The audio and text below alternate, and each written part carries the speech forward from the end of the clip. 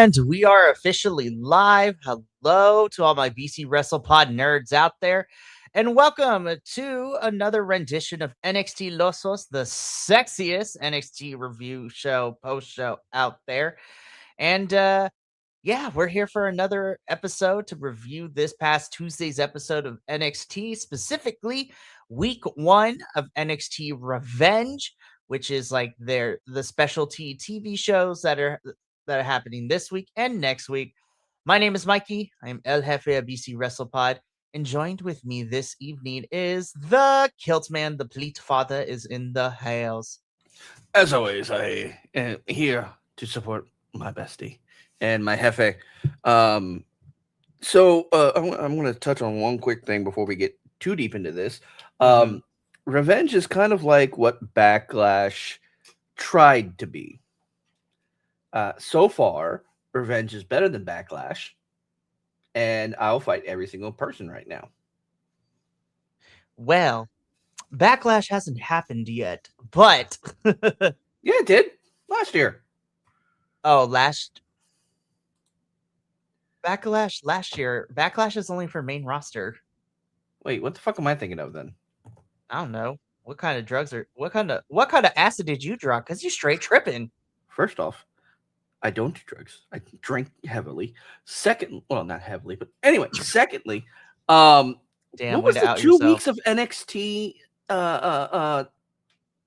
You mean Gold back Rush? in Gold there Rush. you go. I was like, you mean Gold Rush back in November? Yeah, that was stupid. There was a lot of choices that happened that were very Yeah, that was stupid. Well, not necessarily the greatest, but Yeah. I think they did better with. Well, we're done with week 1. I dare say this was really good stuff. I really enjoyed it, and we'll see if we feel the same after next week's. Well, actually, for week 2 of Revenge, we won't be doing an NXT show because we'll be doing all the WrestleMania Hell Week post shows next week. Yeah, it'll be Kilt only. Yeah. So we'll give you all that information at the end of the show. But if you are new here to BC WrestlePod, we pretty much go live almost every single day. So you can catch us for a bunch of stuff. NXT, AEW, CMLL, TNA. We also cover the international brands, Stardom, Progress, New Japan, Mystery Wrestling. We are now covering Eve, Battle Girls of Riot Wrestling. Lots of stuff. So you can pretty much find something that you enjoy. We also have social medias at BC WrestlePod, where we have our report cards and the previews, so you can read how we thought each episode went and tell us why you agree or disagree. We also have some merchandise available to you at our shop, bcwrestlepodshop.fourthwall.com. Link in the chat as I posted those a few minutes ago, so you should be able to see them, and I will be posting them towards the halfway point and the end of the show once again. And last, but certainly not least, we do a lot. We cover a lot. We pay for a lot of streaming services and editing help and stuff like that. So if you would like to help donate to the cause so we could continue to bring you this content, our little coffee bot will be popping into the chat every 10, 15 minutes or so. But we understand that times are tough. So please do so responsibly because we love you for being here. And that's all that really matters to us. And if you decide to donate, then it is a bonus to us. But we love you and make sure you take care of yourself and those around you. Alrighty, let's get into NXT Revenge week 1 because we had a lot of fun stuff. I say, I think from beginning to end, very smooth viewing experience. Didn't feel like we were just holding up space, holding up air, so to speak. Like, I feel like we utilized everything properly, and I felt like everything got the appropriate amount of time for what we got. So I was very entertained, and I was like, this was an easy, digestible watch for me. I didn't really have a big much issue where I'm like rolling my eyes, but like, why am I here? Why are we watching this? So yeah. I have to definitely agree. It's always been a situation where sometimes they'll just yap and it'll be like, okay, can we move along? Ooh, I forgot something. Agreed. I just So, realized I forgot one thing. Here we go. Okay, I'm good. all right. As I was. All right, let's get into this. So, we kicked off week 1 of NXT Revenge with Miss Jada Parker taking on Miss Kalani Parker. Jordan. Fucking cheap shot with the turnbuckle. I got feelings about this. I know you have feelings about this, as I figured you would. I'm just But the reason that we are here is because since the Madison Square Garden show leading into Stand and Deliver, Kalani and Jada have been kind of at each other's throats a little bit.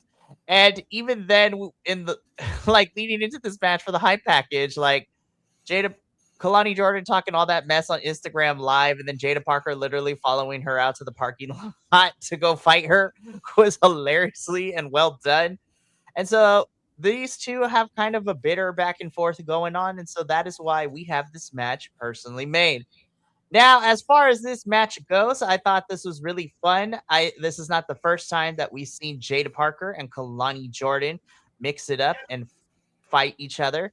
So I was very personally entertained. I thought this was a really fun opening bout for both women. Both women are continuing to be featured on our television screen. And I feel that we are not quite done with this feud. I think we are going to see this go for a little bit longer. Um, this was fun. Of course, Kalani Jordan would capitalize, and she does end up picking up the victory in this match over Miss Jada Parker. I thought this was a solid opener, and it was truly really fun to watch to kick off week 1 of NXT's Revenge. Plead to Father, how do you plead with the Jada Parker Kalani Jordan match? bitch. One of my always favorite things when I'm in the NXT crowd is when Miss Parker comes out, because Miss Parker don't play. First and foremost. Secondly, it's always the chance that we get, because you'll have the call and response, which one of my favorite call and responses is always, "Hey, Miss Parker, konnichiwa." We go through so many languages. It's like learning. It's great. It's literally one of my highlights of being in you could say in the studio, in person, in arena. If you want to, like, I'm going to use quotation marks because technically it's not an arena. It's a lot of scaffolding. That every single time I walk up this and down those damn stairs, I trip without fail. At least once when I'm at the PC, I will fall down the up or down the stairs. I'll just misjudge a step and go, oh, shit, not again. And then we'll have a laugh and then they'll move on. Anyway, so Miss Parker is literally the crowd favorite. Like, you literally, you went to say something, then pause your mic real quick, and that's why I paused. I was like, what? I caught myself in a yawn, so I was just like, I muted myself so you didn't hear me yawn. My apologies. That works. I was like, we're good. All right, cool. She is the PC favorite. Like, it's very rare that we boo against Miss Parker, and I don't like seeing her lose. I hope her hip is good. If she, I know that she can get it on, from what I understand. But yeah, so it was a good match. I'll say that. I'm not happy with the with the results of the match, but I'm very happy to see Miss Parker on my screen in person whenever I get the chance. So give me more Miss Parker. 100%. And like I said, I don't think we are quite done with these two. I think we're going to get a few more matches out of these two, and I'd be okay with it. So looking forward to what where we're going next with both of them. So this was the opening match. Afterwards, we cut backstage where guys Ricky and Ethan are hugging it out. So meanwhile, while Shiloh is working on stuff and he's witnessing this in the background. So essentially, what this little backstage segment is that Ethan Page has a match against Tony D'Angelo for the NXT Championship later on in the night. And Ethan and Ricky Saints, for all intents and purposes, bury the hatchet. Ethan Page gives an invitation to Ricky to help him during the match later on in the show. Ricky says he'll be there, and Shiloh Hill is just watching this all unfold. And Shiloh's like, something is gonna be up. He overhears this, and Shiloh at this moment begins to formulate a plan, which we'll talk about when we get to the match. But yeah, Ricky and Ethan make up for like the 18,000th time. And more on these two when we get to the main event. But right after this, though, we get a pre-taped where Sol Ruka tells her side of the story, and she explains how she loves Zarya, and she still does, but Zarya has somehow made everything that has happened to them and her lack of opportunity as Sol's fault, and she doesn't want to do that, but she will always appreciate and love the time that her and Zarya spent together. But it is every woman for themselves now, and she is out to prove that Soul can beat Zarya like she did at Stand and Deliver. And I'm just like, you go, Soul. This last woman standing match is going to be nuts. I cannot wait until that match happens next week. So we will hear Zarya's side of the story a little bit later in the show. But right now, guys and gals and non-binary pals, we got a Joe Hendry concert. So Joe Hendry has his concert, and he sings the song about uh basically where is he going next? What are we doing? What is going to happen? Where does he go next? And before he can get too far into the concert, he is interrupted by Keanu Carver, who then proceeds to beat the piss out of Joe Hendry. And in fact, he bloodies this man. He destroys security, and Keanu Carver is left standing strong by the end of this, even though Joe Hendry El Kabonged him. I was about to say that. I was waiting for that. My question in this is mostly just story basis. Why? Like, I understand Keanu wants something, but it doesn't make like I don't see a outside of I'm just gonna do whatever the fuck I want because I can mentality, and I don't, which I obviously I don't like. I think you can have an intelligence behind your ruthless, and not just be a giant douche, and just do whatever the fuck you want. But again, I'm not creative. I don't get to make decisions. I just get to bitch about it on the internet while I watch it and enjoy it. And then bitch about it some more. Which I probably will be doing a lot this weekend, considering what we're about to look at. Oh, it's gonna be a great time. I don't know what you're talking about. I'm not. Hey, still gonna bitch. I may enjoy it, but I will still bitch because I have That to. is very fair.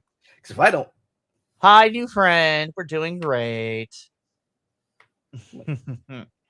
So it's gonna be fine. You're gonna survive. We always do. Hey, but think about it this way: this will be the last. We get to take a break from WrestleMania next year, given where it's going to be happening. So we got other things we could do. It may. They're still trying to figure out. That is very true. But this is WWE that we're talking about. So I'm like, where there's a will, there's a payoff. Anywho. Where there's a payoff, there will be a WrestleMania. So, but yeah. So we're going to talk more about Keanu Carver a little bit later in the show, but we had a Joe Hendry concert that got interrupted, and Joe ends up bloodied by the end of this segment for his concert.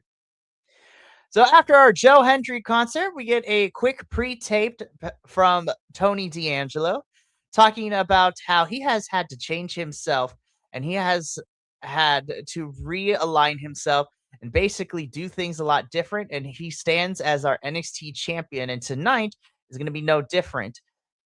He understands that Ethan Page is a former champion in his own right, but Ethan's got nothing on Tony, and Tony's not going to allow Ethan to take this title from him. And I'm just like, you go, Tony D'Angelo.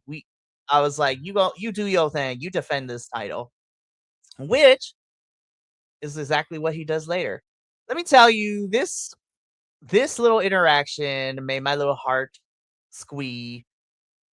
So Lola is getting ready as she will be main eventing the show in this episode as she defend it will be her first title defense as NXT Women's Champion since winning the title at Stand and Deliver. And she will be facing off against former champion JC Jane in the main event of week 1 of NXT Revenge. As she is getting ready, she is then approached by WWE Women's Champion Miss Stephanie Vaquer. And there was this was a cute banter. They hugged. Stephanie tells, Lola good luck. Well, first she tells her she's proud of her, and then she wishes her luck in her match against JC Jane. Lola then reciprocates by receiving the compliment and also telling Stephanie good luck, and that Lola tells her to go beat Liv at WrestleMania. So this was a sweet moment. This was really fun.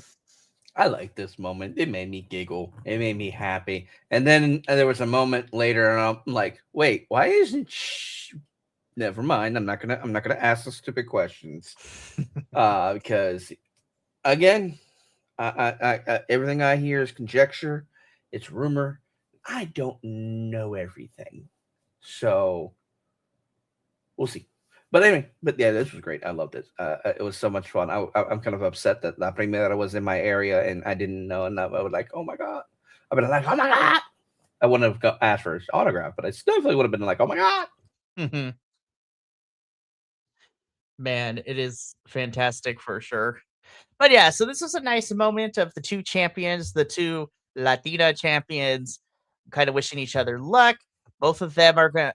Lola has something big tonight for this episode, and Stephanie has a big thing for heading into this weekend for Mania. So very excited and hoping La Primera walks out the other end as champion still. But predictions will come later. Not this episode, but I'll be sending that form out before Saturday, so that should be fun. But after this, we get into our next match, which is the NXT debut of WWE Evolve talent, Miss Callie Armstrong. I was like, as the only person in this group of NXT hosts, as well as the only person in this BC WrestlePod group of 15 of us, I watch WWE Evolve. Why? It's like I don't already watch enough wrestling every single week.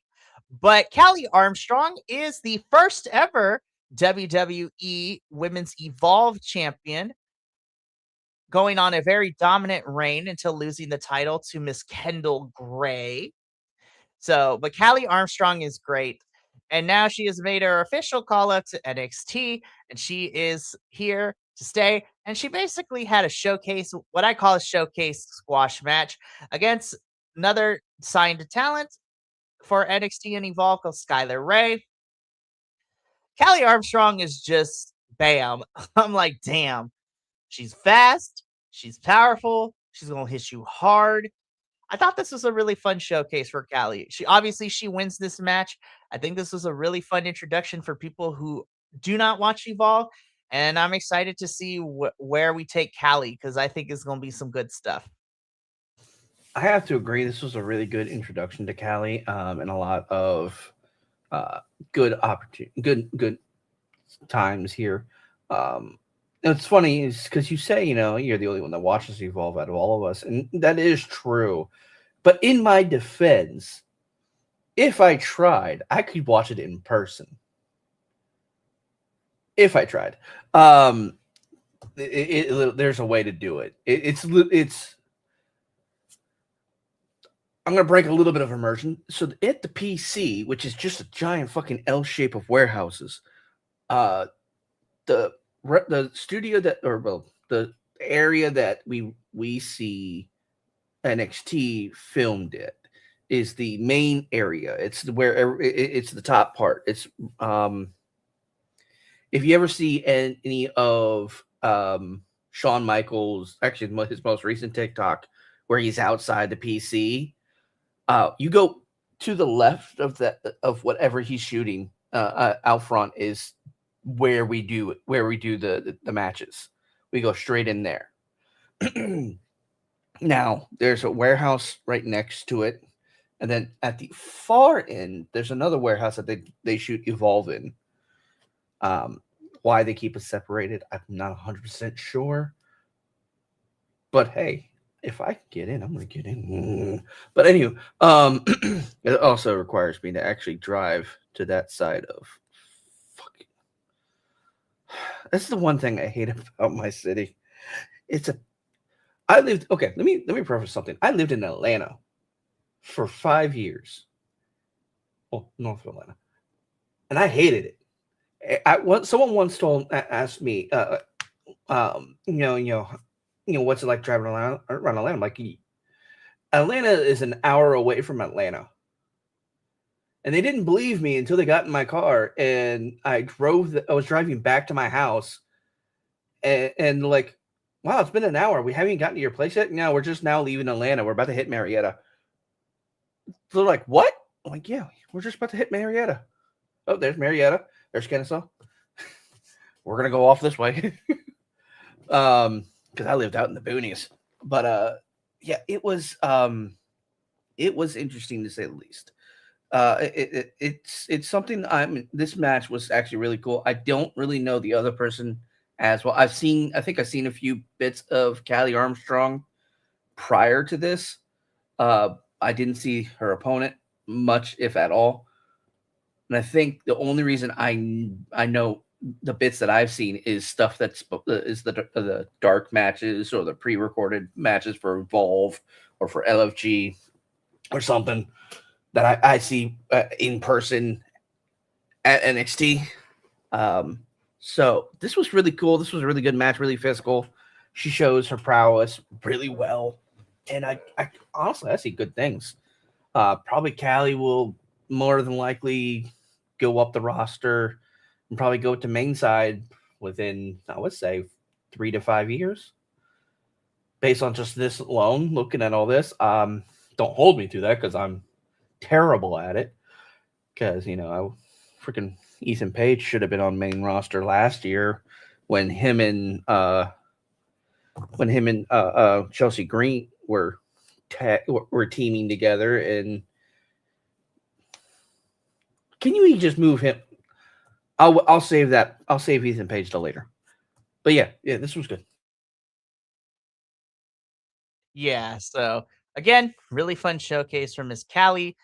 And we're going to see her at the very end of the show again. So we're going to talk about that a little bit later. But after this, though, we're backstage and we have Blake Monroe and the Vanity Project boys in the office of Robert Stone. And Robert Stone is just like, Blake, we've already talked about this multiple times since Stand and Deliver. You are not the women's NXT. You are not the NXT Women's North American Champion. So I don't understand why the Vanity Project boys are, playing into her delusion and hyping her up for no apparent reason. And so because Blake won't let it go, Robert Stone tells Blake that Tatum wants to be done and over with this, and she's willing to give Blake another shot at the Women's North American Championship. But the trade off is that Tatum will give Blake another shot, but Tatum gets to pick the stipulation for the match. So Blake is at first a little trepidatious about it. The Vanity Project boys then, reassure her that she's going to win no matter what. And then Blake is fine, and then everybody leaves. At this point of the show, we don't know what that stipulation is going to be. So we would find out later in the show what this NXT Women's North American Championship match was going to be when we see Tatum, and we're going to talk about that when we see her again. But right now, Kill, we got an NXT Championship match that happened. Tony D'Angelo, in his first title defense since winning the title at Stand and Deliver, takes on the former champion, All Ego Ethan Page, or a former champion, I should say. And it already started out with shenanigans because we weren't even like 2 minutes into the match before Ricky Saints made his appearance. He was out ringside. And not even 10 seconds of him being out there. All of a sudden, Ricky falls to the floor. I'm like, what happened? I wish you had gotten little screen grabs of that because you just see him go, as hands go, as hands come out from under the ring and goes, grab, then yank. And then 2 minutes later, he comes out. Freaking Shiloh Hill has hogtied this man. no, he did not hog tie him. And I will fight everybody on this because that is not hog tying. If Ricky Saints was hog tied, his hands and his feet would have been bound together. What he did was just literally just rope up his legs, and that's it. Because so it would be like that. Fair enough. Well, Shiloh Hill ties a rope around his feet and drags Ricky out of the arena. So then it just becomes another one-on-one between Tony and Ethan. This is honestly, this match was a lot of fun. I figured it was going to be. At one point, Tony D'Angelo ends up getting Ethan on the table, tries to slam Ethan through table. Table does not break. And I was like, oh, ow. That's crazy. I think they didn't plan for it to fully come out, or right. It just didn't drop, I guess. I don't know. But yeah. Sometimes that happens. But it wasn't like a hard spear anyways. So like it really looked a little off. So I'm glad it didn't go through because I felt like Tony would have injured himself if it had. So glad that everyone is okay with this one. To no one's surprise, Tony D'Angelo retains. Dead to rights, hits the dead to rights to Ethan. So Tony is still your NXT champion. I don't know if they're gonna do anything more with Ethan and Ricky, but I'm like, after Mania, I would like to start to see Ethan transition up to main roster. But again, I don't work for this company and I don't make those kinds of decisions. So I am the same, but I still want to bitch about it. In all honesty, Ethan should be moved up to main roster, and him and Chelsea Green need to go back for the U.S. titles and just resume that whole the whole secret harvest and Secretary of Slay gimmick they had, because that was gold. Like that printed money.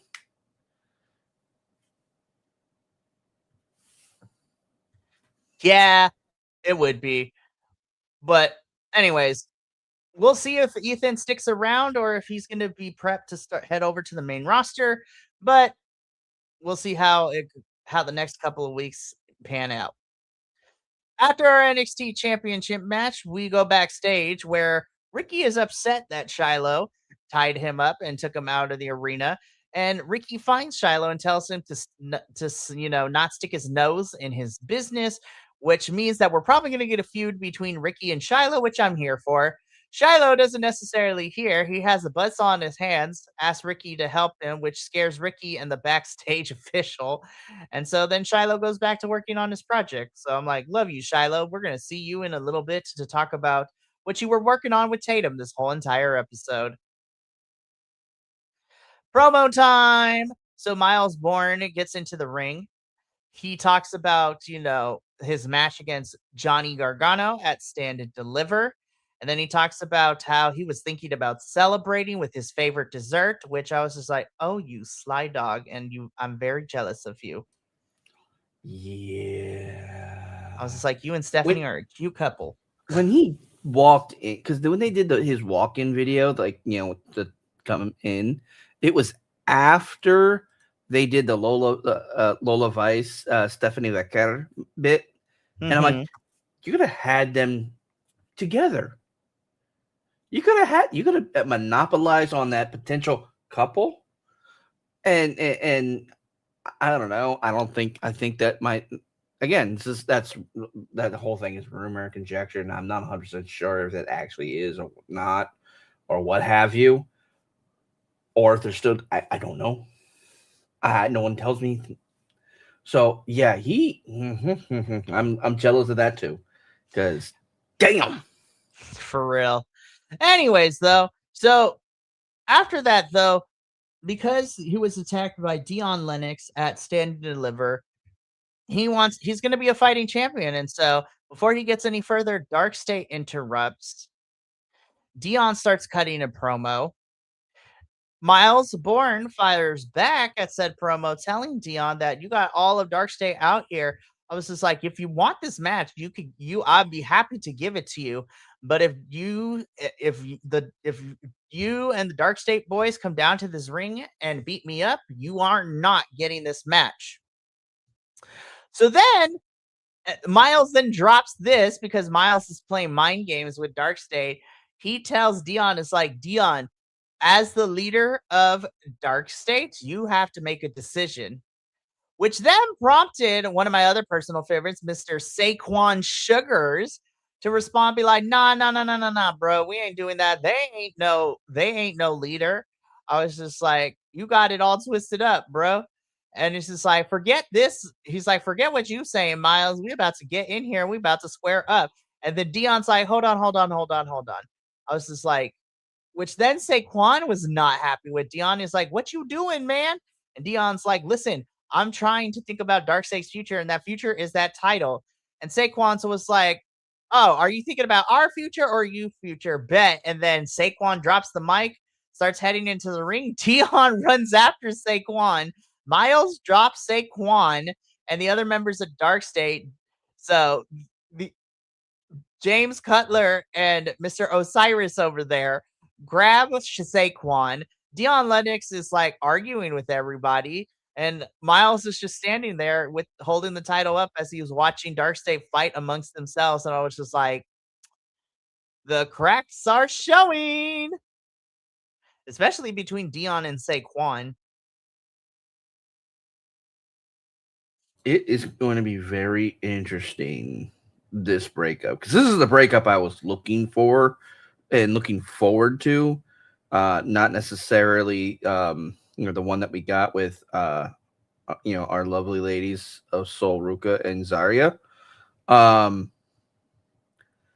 But beggars can't be choosers. I still will bitch when I can, but hey, welcome to the breakup episode of Dark Lane, Lame State, whatever the heck you want to call them. And I'm excited for it. I can't wait for them to be done. And I wonder what will happen afterwards. Right. So it's going to be very interesting for sure to see what happens. But we will continue to follow this development as the weeks go on. After this promo, we get Zarya's side of the story. And Zarya says that she was supportive of Sol from the very beginning, but then Sol only thought about herself. And at every single turn, Sol was either selfish or blamed Zarya for everything that happened. And so, come next Tuesday in the last woman standing match, Zarya is going to prove that she is going to beat Sol Ruka. And I'm just like, I'm still excited from this match. Yeah, and that's pretty much it. I don't have much to say. I want more. Gimme. This is a fun for sure. Anyways, so after this though, we get our other first we get our other WWE Speed Tournament match leading into the finals. So I guess the semifinals, if you will. And this has EK Prosper taking on the NXT debut of Mr. Dorian Van Ducks, whatever you want to call it, formerly known as Mike Dukes. Okay. So Mr. Dorian Van Dukes, formerly known as Mike DeVecchio, also known as Mike D. Mike D. Mike D's nuts. I mean, what? Sorry. Well, listen, I was just like, you know me, and I was like, hey, Mike. No, but for anybody who is not familiar with Dorian Van Dukes or Mike DeVecchio is one of my favorite wrestlers from the European scenes. He comes from, Belgium. He is a very big man, but he is a high flyer as well, and he's got the speed as well. He is so much fun to watch, and I'm excited he's here in WWE, so WWE. Him and EK have a really fun speed match that showcases Dorian, but EK is able to get the win, and he is moving on to the final. So it is EK Prosper versus Lexis King next week to see who becomes the new WWE Men's Speed Champion. God, I hope it's EK. Oh, I do too, but I also really want him to just look. Can he go by Eli Proper or Eli Prosper? Can we go back to Eli? Like this EK is such a bad name for the dude. It Ike. It reminds me of the freaking anime Air Gear, where the main character's name was Iki, and the freaking main, like, the love protagonist of it was always Iki, like every 5 seconds, and it's like, it irritates me. He's a great performer. He needs a better name. Just give him Eli. Give him Eli Prosper. That's fine. It's like I want him to be. Yes, I want him to be unique, and I want to be great, have a great name. But EK Prosper it's this pretty much the same way Liv Morgan got Liv Morgan. She was almost Oprah at one point. We love that. It's insane. But anywho, yeah. So we're going to keep this going, though, because we get this final next week. We're going to see how that turns out, how this all happens. So it's going to be very interesting for sure. So after this, we're backstage. Robert Stone is chastising Keanu Carver, telling him why he beat up Joe Hendry during the concert. Keanu Carver does not care. Robert Stone says, all right, well, I'm going to give you this match, but don't say I didn't warn you. So we are getting Keanu Carver and Joe Hendry next week at week 2 of NXT Revenge. We can go on to the next segment because there's nothing more to add to this. We learn what Tatum's stipulation is. Robert Stone ends up searching, gets on a step, goes up one of those ladders to find her hanging out in the rafters, so to speak. And Robert's like, can we have this conversation on the ground? And Tatum completely ignores him, which was hilarious. And no, Tatum's she flat out told him no. No, that's true. No, we're moving on. I'm like, yes, Tatum. Also, dude, are you actually scared of heights? Like, that would be hilarious. If you are, you've been up on the top of not only the crow's nest, but also I think you've been on top of freaking the in the stands. Stands ain't like, they're up a ways. It's like a story up. It's almost the same height as where Tatum is sitting now. My dude, you have to go places that are high. I was like, sir, you are gonna be okay. I need you to calm down. But Tatum talks to Robert Stone because Robert Stone asks, have you decided what you want for your match? And before she says anything, we can pan back down to the ground where Shiloh comes in with this big old casket, and Tatum lets Robert Stone know, as well as the rest of us, that next week the Women's North American Championship match between Tatum and Blake will be a casket match. And I'm like, oh, good Lord, here we go. I'm so excited. It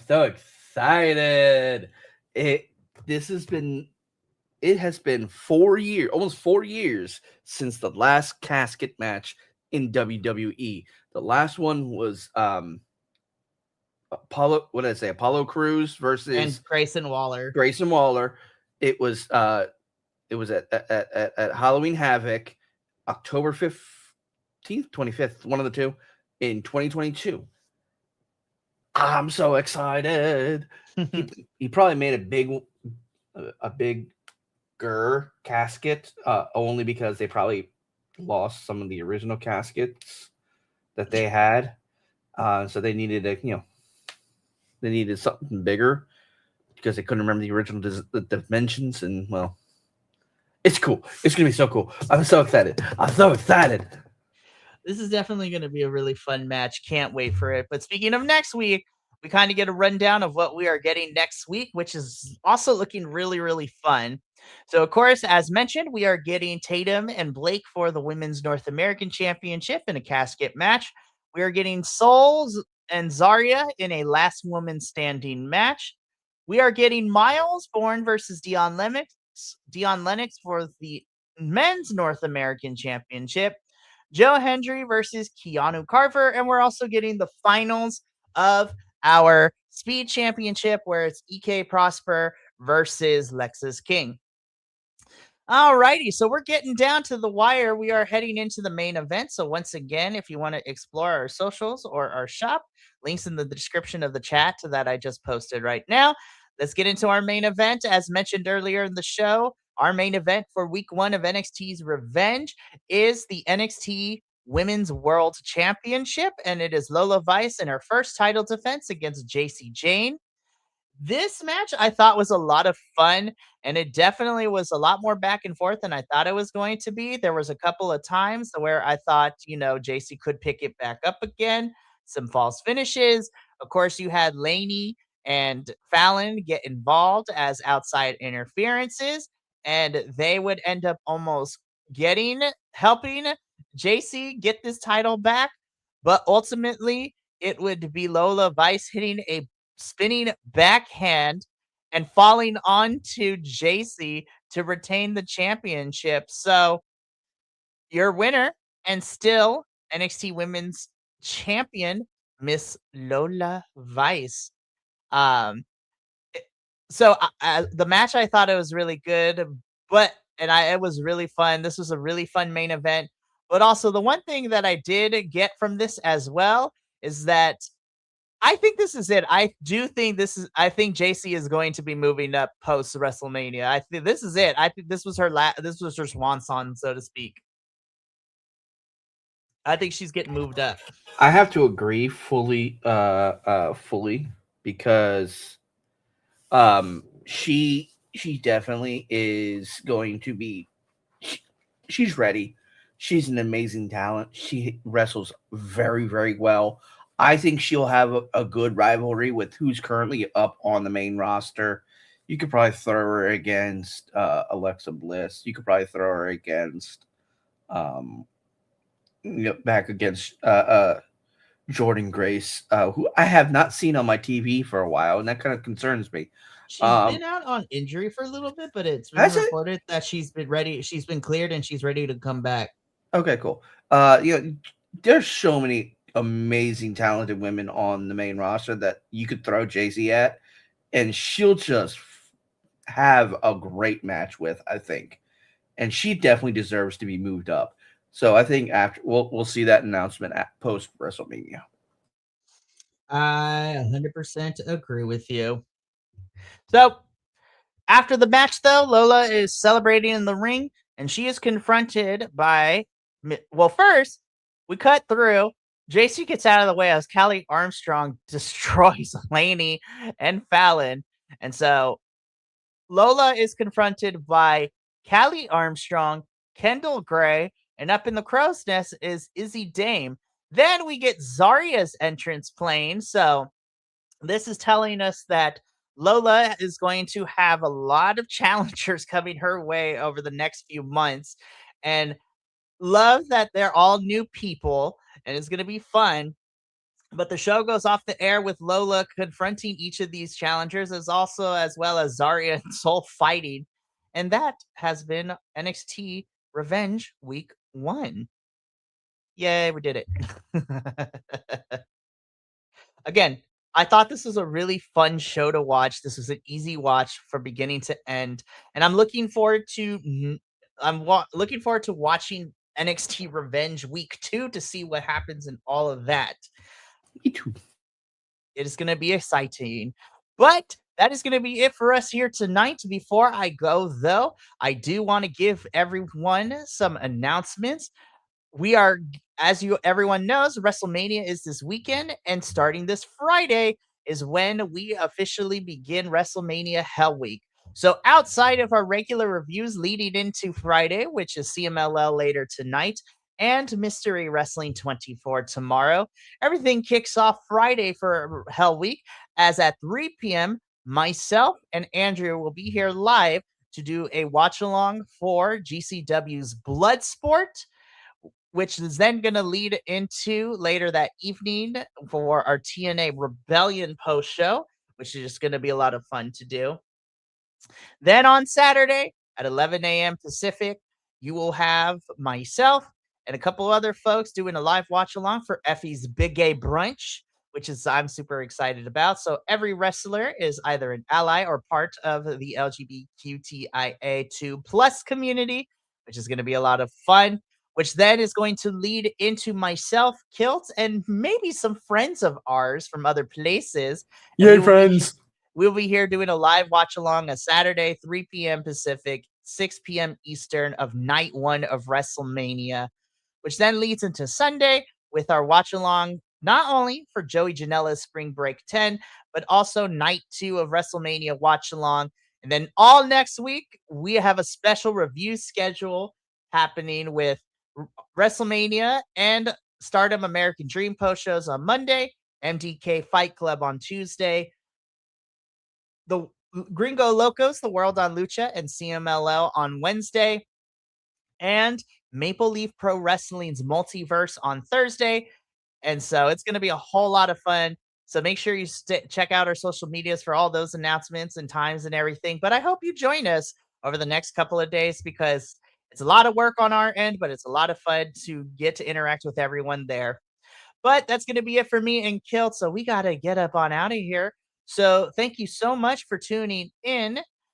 And, from all of us here at BC WrestlePod to you at home, remember, take care of yourself, love one another, stay iconic, and more importantly than anything, you always deserve to finish your story.